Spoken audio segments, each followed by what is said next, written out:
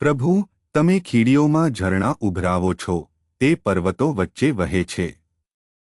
બુધવાર 28 જાન્યુઆરી 2026. આપણી આ સવારની ધ્યાન માટે મેં ઉત્પત્તિની પુસ્તક અધ્યાય 35 શ્લોક 5 પસંદ કર્યો છે.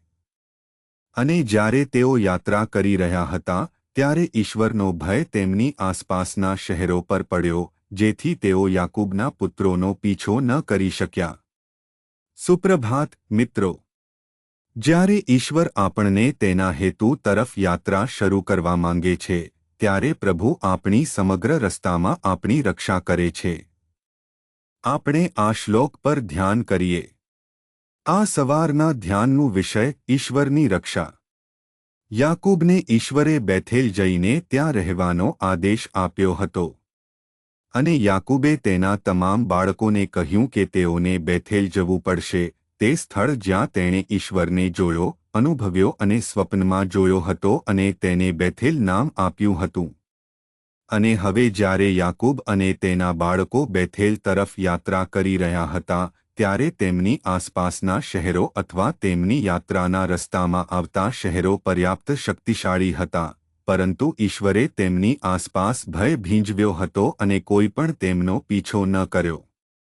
મિત્રો, જ્યારે ઈશ્વર આપણને યાત્રા શરૂ કરવાનો આદેશ આપે છે, જે જોખમી હોઈ શકે, જે શક્તિશાળી લોકોથી ભરેલી હોઈ શકે, પરંતુ ઈશ્વર તેના લોકોની આસપાસ રક્ષણ મૂકે છે. તેથી જ્યારે આપણને ઈશ્વરે યાત્રા શરૂ કરવાનો આદેશ આપ્યો હોય, જે અશક્ય, મુશ્કેલ કે દુઃખદાયક લાગે, તો પણ આપણે યાત્રા શરૂ કરવી પડશે, ભલે કંઈ પણ થાય. કારણ કે એ ઈશ્વર જ છે જેણે આદેશ આપ્યો છે, અને ઈશ્વર જ છે જે આપણને તે સ્થળ સુધી પહોંચાડવા માટે રક્ષણ કરશે જે તેણે આપણને પહોંચવાનું કહ્યું છે.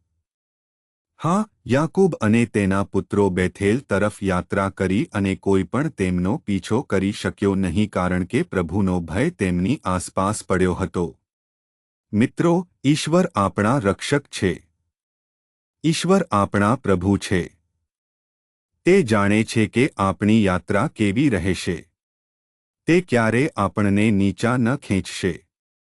તે યાત્રા દરમિયાન કોઈને આપણને સ્પર્શવા નહીં દે કારણ કે તેણે આપણને યાત્રા શરૂ કરવાનો કહ્યો છે.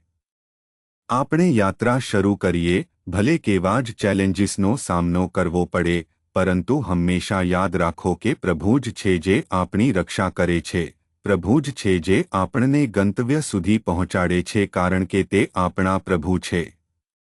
પ્રાર્થના. કૃપાળુ ઈશ્વર, સ્વર્ગીય પિતા, આપણને તમારી કહેલી કે આદેશિત યાત્રા શરૂ કરવામાં મદદ કરો. આ યાત્રા દરમિયાન આપણા સાથે રહો. ખ્રિસ્તના નામે આપણે પ્રાર્થો છીએ. આમીન.